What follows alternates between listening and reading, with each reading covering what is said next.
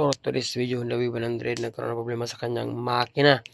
Sabi naman guys, ito daw ay tinambay niya 2 buwan kasi nga is nagkaroon ng lagutok sa loob ng kanyang makina guys. Kaya ito ay papa-overhaul niya kasi nakita niyang malaki ang problema ng kanyang clutch housing. So yun, shout out kay Bossing. At syempre, dadalhin natin ang kanyang makina sa ating shop guys. So ito na, dadalhin natin ang kanyang makina sa ating shop. Kaya, hindi na natin siyang baklasin ng kanyang clutch guys para ma-confirm natin na may problema talaga ang kanyang clutch housing. So tanggalin natin lahat ng mga bolt na nakatouch sa kanyang crankcase na makikita natin guys.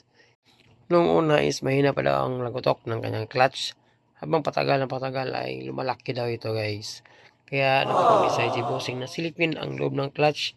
Doon na-discover niya na malaki na daw ang kanyang play ng kanyang clutch housing. Kaya ang ginawa niya is tinambay mo niya kanyang motor ng 2 buwan at tapos ngayon nagkaroon na siya ng budget at nakapag-desisyon siya na ipa-overhaul na, ipabiyak ng kanyang makina.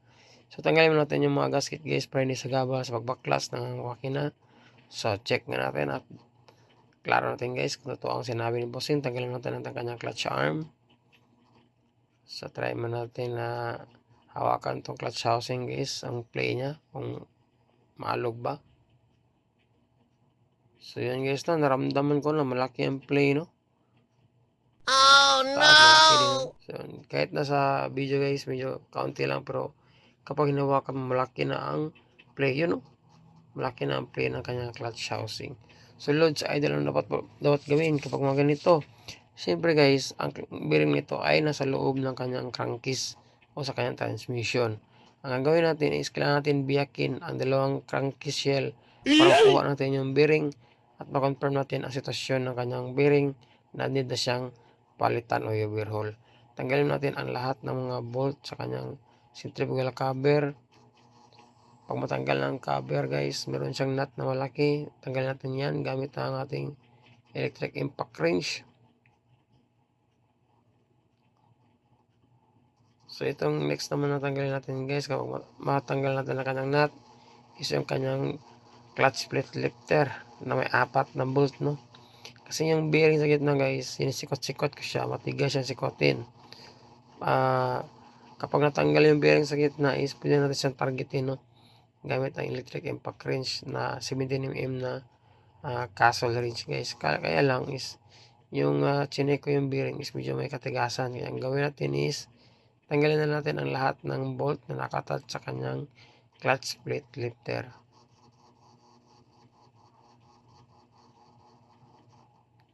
So meron din siyang oil pan guys no. Tanggalin natin 2 bolt sa kanyang oil pan. At sa nakita ko is naka clutch spring siya no? Naka racing clutch spring. Yan o, kulay pula ang spring ng kanyang racing clutch spring. Isa rin yan sa dahilan kung bakit mas lalong bumaba ang lifespan ng ating bearing. Kasi kapag namiras ang ating motor, siyempre guys, apektado ang stasyon ng ating bearing. So ngayon, tanggalin natin yung clutch filter. Meron pa siyang clutch spring na tira. So yan guys, racing clutch spring yan. Medyo may katigasan yan. So isa din sa dahilan kung bakit nagkaroon ng problema ang ating clutch housing. O mas lalong lumala ang sitwasyon ng ating clutch bearing. So tanggalin natin yung nut sa gitna. So sabay natin bunutin yung clutch housing at saka primary clutch.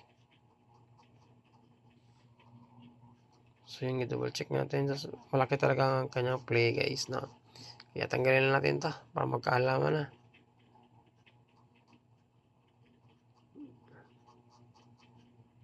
Yan, tanggalin natin ang kanyang clutch shoe para madali ang ating pagbaklas kasi medyo kumapit yung clutch shoe sa kanyang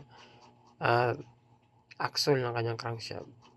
So yun na guys, natanggal natin ang 2 at siyempre dito din lapit natin camera para ma-check natin ang kanyang transmission kasi may bearing ito guys no, sa gitna.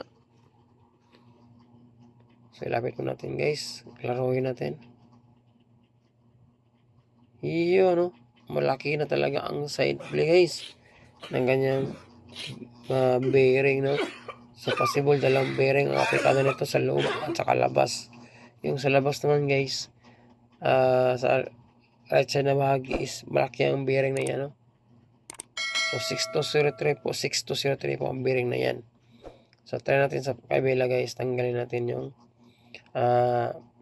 head muna. So tanggalin natin yung cover sa head. Next, tanggalin natin ang kanyang cylinder head.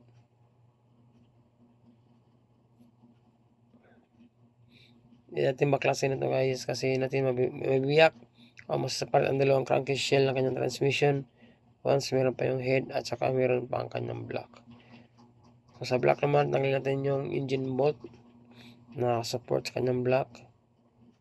So ang block din ito guys ay 56 guys, no, ang sukat. 56 mm po ang block na nilagay ni Busing sa kanyang motor. So kapag matanggal natin ang block, next naman guys, lipat tayo sa kanyang magneto.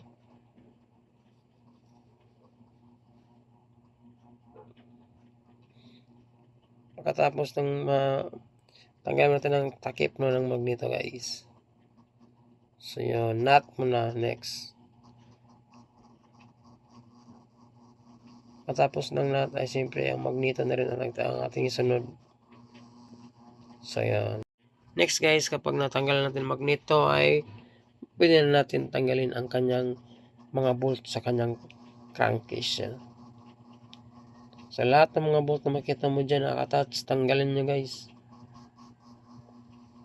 Sa mga siyam na bolt yan, no? O pito, pito. So, sa mga pitong bolt yan, meron ang ating crankcase shell. So kapag medyo makita na natin na natanggal na natin lahat ng mga bolt, syempre kailangan natin biyakin ang kanyang makina. Kasi yung bearing guys sa ating clutch housing is nakakonect yan sa ating main shafting ng ating transmission. So need nating biyakin kasi nandun po ang bearing sa loob ng ating transmission guys. Yan, pwede natin sa paret. Tanggalin mo natin yung, nakalimutan tanggalin yung washer guys sa gitna ng ating transmission. Yung tatlong washer, yung plastic, yung lock washer at saka yung plain washer. So yung tanggalin mo natin ito kasi natin tanggal yan kung nandyan pa yung lock washer na parang may naka-osling sa gitna sa spline ng ating transmission.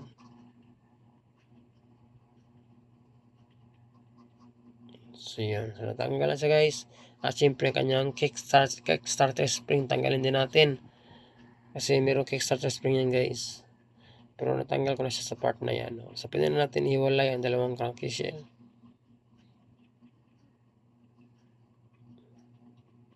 So konti na lang guys, nakikita na natin ang sitwasyon ng kanyang bearing, no? Itong motor na to is mga 10 years na mahigit na daw sabi ni owner guys. Kaya possible isa na rin to sa problema kung bakit ang bearing ay umaalog na, kasi more than 10 years na rin servisyo ng motor na ito. So ito na guys, tanggal natin ang isang crankcase shell, tanggalin natin ang kanyang axle ng kanyang crank. So siyempre doon sa kabila naman is tatanggalin natin yan. Paano ba yan? So yan guys, oh. So pupukin lang naman natin yan. So tabi mo natin isang crankcase na may mga transmission. So tanggalin natin yan. So paano ba? Pupukin lang yan guys, no? Sa likurang bagi. Sabay mahulog na po ang bearing na yan.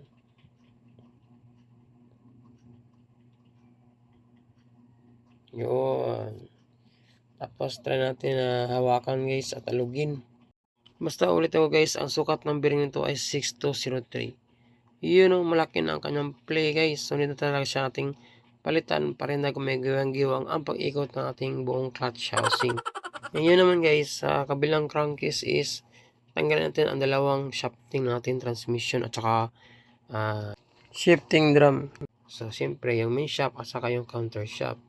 Itong malit na bearing guys ay papalitan din natin ng bago yan, no? Yan po ay 6201. Ngayon lipat tayo sa kabilang crankcase guys, kung saan nasa likod ng shafting na ito ng ating main shaft ang isang bearing na i-check natin. So ito naman yung bearing ng ating connecting rod. Ang numero naman yan ay 6304. Shout out sa owner at salamat ba sa tiwala. So yun guys, tatanggalan natin ng kanyang transmission. So hindi tayo nagkamali. isa rin sa pinaka-worst ng ng bearing ng kanyang makina guys. Yun, no? Oh Itong no! 6001 ata yan. Kasi maliit po siya na bearing guys, no? Yun, no? Isa rin sa dahilan yan kung bakit malaki ang alog ng ating transmission. So, nagkaroon siya ng lagotok guys, no?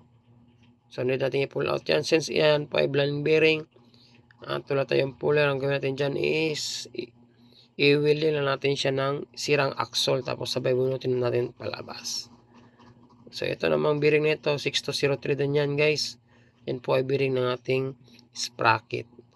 Po natin sa bayan guys, bibili tayo ng pisa para sa kanyang motor, gasket at saka mga bearing pati na rin oil. The next day.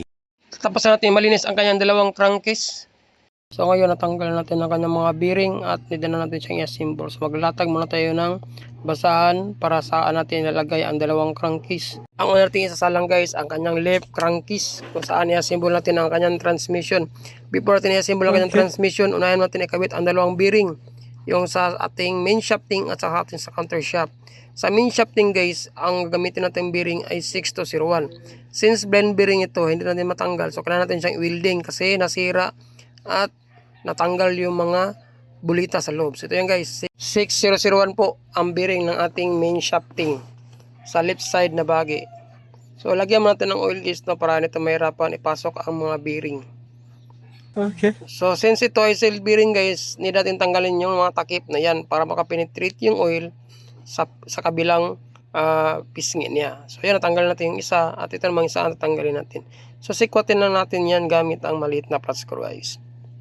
Hindi natin natanggalin yan, di pwede tanggalin yan kasi hindi makapenetrate yung oil sa kanyang mga bulitas. So pwede natin siya punsunin gamit ang ating axle. So dandahan lang guys.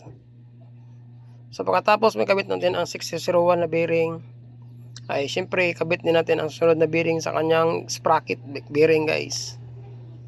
So syempre lagyan ng oil pang padulas. So ito naman ang sprocket bearing natin guys, 6203. Yan po ang sukat ng ating sprocket bearing.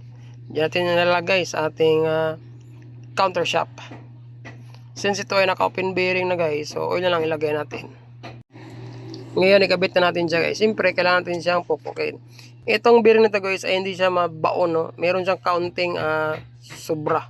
So normal na po yan guys, no, sa ating sprocket bearing na may kaunting lumitaw guys sa kanyang housing. Okay. So yun. So next naman ito guys, ang ilagay natin siyempre ang atin ng transmission. Siyempre guys, lagyan natin ng oil para maganda ang kanyang pre-wheel sa ating transmission. Next naman ang ilagay natin guys ang ating dalawang transmission, ang ating main shafting at saka counter shaft.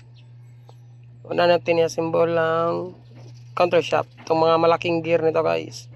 Lagyan natin ng oil, yung bahaging axle kung saan nakapasok ang ating axle sa bearing. So next naman ang kanyang main shafting. Hindi kayo magkamali guys paglagay ng C-fork kasi may direction yan, ang left at saka right. Kung saan nakapabor ang tercera, doon po natin ilagay ang ating C-fork. So dahil lang po yung sundan guys. Yun. So ganyan lang po, di ba? So lagyan natin ng oil. Tapos ilagay natin ang transmission. Sabay natin sila ibaba guys kasama yung shifting drum natin para mabilis natin may pasok ang tatlong yan. Tapos dandahan natin ibaba. Sabay alalay sa paghulog. Yun. So, ganoon lang guys, di ba? So, mayroong pre-wheel yan kapag naka-neutral lang ating dalawang shafting at saka shifting drum. So, yun guys, siyempre, huwag natin kalimutan lagyan ng oil yung ating mga transmission para maganda ang ikot ng ating transmission. Next, siyempre, ang ating crankshaft assembly. Lagyan natin ng oil ng kanyang lagayan ng bearing para smooth ang magpasok. Yun, no? Counting oil sa kanyang bearing. At siyempre, oil sa ating main shafting. So yan guys, mayroon na siyang neutral, no? Umiikot na siya, naka-pre-wheel ng ating transmission. Lagay natin ang ating kickstarter guys. So mayroon yung washer sa ibabaw, yun, no? Dapat di yan mawala kasi yan po ay washer na didikit sa ating right crankcase. So ganun lang. Tapos ikot-ikotin natin ang transmission guys. Try natin ikot-ikotin kung hindi ba sa tutunog. So mayroon namang guide yung lagay ng kickstarter guys. Hindi na kayo malito nyan. So goods na siya guys, nasa tamang posisyon na. So ayun. So next naman guys, maglalagay natin ng counting oil sa ating transmission para meron na siyang lubrication. natin din sa maghihintay sa pag-angat ng oil. So next, ilagay natin ang ating gasket. Siyempre guys, siyempre kung makalimutan, ang ating overhauling gasket pala na binili ni owner ay Apple ang brand. Kasi parang genuine din ito kasi na gasket nito. May pagka-similarity guys. So yun no. Next natin guys, i-assemble natin ang dalawang bearing sa ating right crankcase. So siyempre guys, maglalagay din tayo ng oil tulad natin nakaugalian kanina. Ang bearing dyan guys is 6203. Yan po sa ating main shafting guys. So simple natin pupukin hanggang ito ay mabaon. So ito guys ay label sa ating crankcase ha. Next naman is 6201 na bearing natin ilagay guys. Ang apat na bearing na bilhin ni Bossing sa ating transmission guys, ang brand po niyan ay PAG. Ibig sabihin ang PAG po ay mabibili lamang sa bearing center na PAG din guys. Yan po ay 6201. Nasa mga 100 plus lang po ang presyo niyan guys no, sa 6201 na bearing. So tanggalin mo natin ang kanyang cellophane. So since yan po ay open bearing, so oil na lang ilalagay natin guys. Tapos ilagay natin sa kanyang crankcase. So depende na sa inyo guys kung anong klaseng brand ng bearing ang bibilhin nyo, basta may durability. Pang makina talaga siya. Kasi meron namang mga low quality na mga bearing na panggulong lang. Pero sa pag once makina guys, kailangan talaga mag-invest ng mahal na brand na bearing, mahal na presyo ng bearing. Okay. Kasi kapag mamumurahin lang na bearing bibili nyo guys, asahan nyo hindi inaabot ng 5 buwan, babalik naman ang ganyang problema sa inyong makina guys. Magkaroon na naman yan ng lagutok sa ating clutch housing. Kasi gumigiwang-giwang po kapag sira ang bearing ng ating transmission guys. Next, ilagay natin lahat ng mga bolt na tinanggal natin sa kanyang crankcase guys. So, syempre, huwag natin kalimutan i-shout out lahat ng ating mga solid subscribers at followers pa Facebook at saka YouTube. Rodod Mata, Ariel Ong, Kevin Cinco Flores, Leonard Flores, si Nick Losada, at lahat ng mga nanonood sa video ito guys. Salamat sa lahat sa walang sawang pagsuporta sa ating mga videos na ina-upload. So kapag nakabit na natin ang lahat ng mga bolt guys, dapat unti-untiin nating i-feel kung goods ba ang axle, hindi ba siya nag-stack up. So maganda bang ikot ng ating crankshaft. So sa ating sprocket axle guys, dapat may play yan, paloob at sa palabas kahit kaunti lang. So dito naman dapat wala na siyang play guys, check nyo. So kapag bago na ating bearing sa ating transmission at saka sa ating clutch housing, goods na yan guys, yun, wala siyang ka-play no. Maganda na rin ang ikot ng ating axle, yun. Wala tandaan yan na goods na ang ating na symbol na bearing. So ilagay na natin lahat ng mga maliit na parts din guys. Sa atin i-assemble yung clutch housing at saka primary clutch. So ito na guys, sabay natin ikabit ang primary clutch at saka clutch housing. So huwag nyo kalimutan i-twist yung gear sa ibaba guys, yung sa primary clutch, kung saan naka-position ang ating clutch housing. So ang purpose nun, para iwas lagutok sa ating makina guys. So yun, yung tinitwist ko, dapat naka-twist yun ng kaunti at naka-align sa ating clutch housing. So ang purpose nun guys, para makasan natin magkaroon ng kaunting ingay tuwing nagmiminor ang ating makina. So itong kadalasan nangyayari sa mga nagdi-DIY na basta plug and play lang. So may technique yan guys, kailangan natin ikutin ng kaunti yung gear na maliit sa ibaba, yung may spring. Tapos sabihin natin siyang unti-unting ilagay ang dalawang yan sa ating dalawang shafting ng ating crankshaft at saka sa ating main shaft guys. So katikutin lang hanggang ito ay mahuhulog sa ating axle. So dapat naka-support yung gear na tinwist natin sa baba guys. So kapag nilagay natin yung dalawang primary clutch at saka clutch housing guys, so natin lagay yung mga washer no. So sa ating main shaft guys, dalawang washer na ilalagay natin, yung may nakalagay na outside at yung isang washer na regular niya. Tapos dito naman is meron siyang parang may crown washer at isang may washer na outside. Tapos ilagay natin ating mga castle nut, sabay higpitan natin gamit ang ating electric impact wrench. So dapat kapag nahigpitan natin siya guys, gamit ating electric impact wrench ay merong freewheel ang ating primary clutch o meron siyang half clutch guys. So dapat kapag pinaikot natin yan is nagpi-freewheel siya guys, pa counterclockwise. So check mo natin yung kalog o alog. So goods na goods na guys, hindi katulad ng una, grabe suba talagang alog, halos kumigiwang ng ating clutch housing. So nalagay na natin yan ng housing at saka primary clutch. Pwede natin ibalik yung mga maliit na parts. Ilagay mo natin yung gasket sa kanyang clutch, guys. Ilagay mo natin itong clutch gasket niya, no? Pagkatapos malagay ang clutch gasket, guys, next naman ilagay natin ang kanyang crankcase. So syempre ibalik na natin lahat ng mga cover na tinanggal natin dyan. So yun, ganun lang po, guys. Ganun po lang kadali kung paano natin siya i-assemble. So syempre next i-assemble natin ang ating backplate muna. Before natin i-assemble ang kanyang backplate, kailangan natin ilagay ang kanyang timing chain, isang roller guide sa itaas na maliit, tapos next ang kanyang plate. So merong o-ring dyan sa likod, guys, na maliit na kung saan nakalagay yung dalawang bolt natin. So, next naman ang ating starter sprocket na malaki tsaka maliit. Ang kanyang stopper ilagay na rin natin, guys, sa kanyang starter sprocket. Yan, ito stopper niya, guys. So ating kalimutan yan minsan kasi kapag nagbabaklas o ng makina, nawawala yan eh. So cause yan na magkaroon ng leaking nating magneto.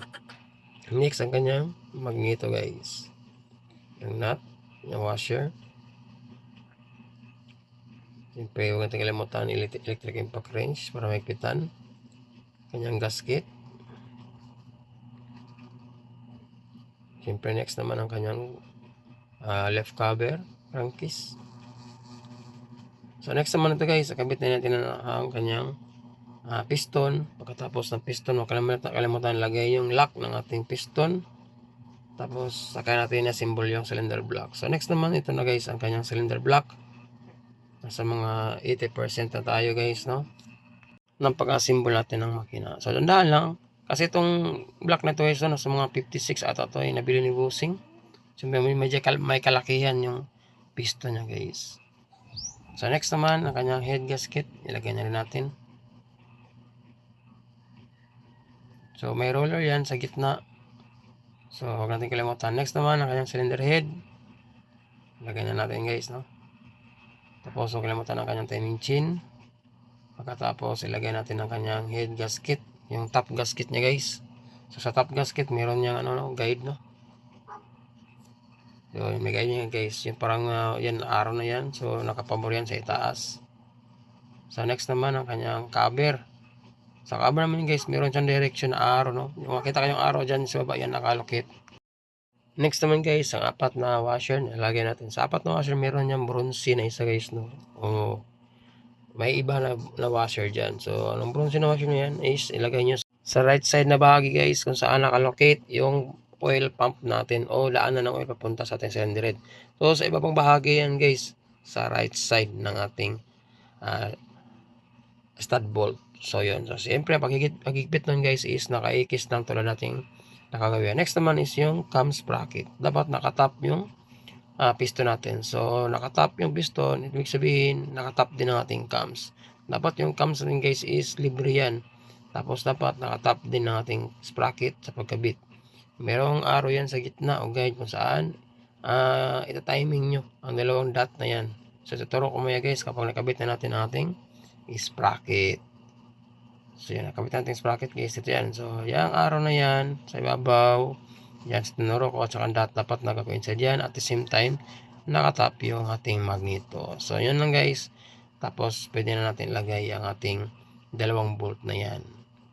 So, ganoon lang po ang pagkabit ng ating camshaft sprocket, guys. Para may idea na rin kayo kung sakaling nakaplano kayong mag-assemble ng inyong makina.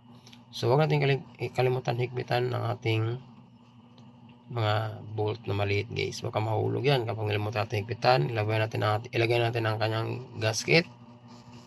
Tapos ang kanyang center bolt. So ito na, guys, no?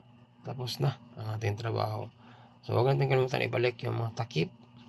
So kasi ito na lang pinakahuling part na kabit natin yung pisa sa kanyang makina. So ito na nga, guys. Tapos na natin mabuo ang kanyang makina. At syempre, ready na ito para ikabit sa kanyang motor. Kasi si Busing lang makakabit sa makina niya. Kasi silang po ang natatanggal ng makinang ito.